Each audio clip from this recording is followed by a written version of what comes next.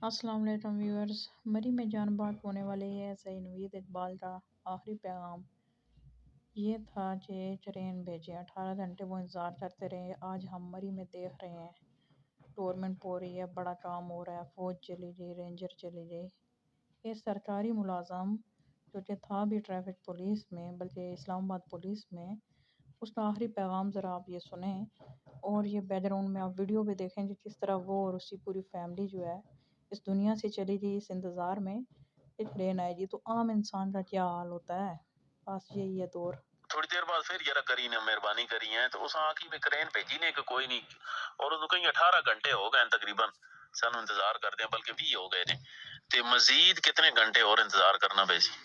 भाईजान साढ़े को तो लगी पई ने, साढ़े को तो नहीं रुकदी पई, मरी शायद रुक गई होवे। बस अल्लाह करे यार कोई सिस्टम बन वजे, बहुत परेशान हो गए।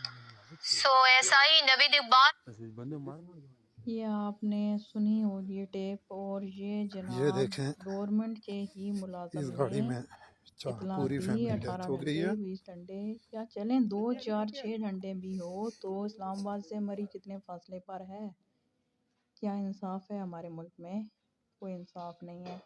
इसलिए अपनी सेफ्टी अपने हाथ में है। एहतियात रखें, मत जाएं।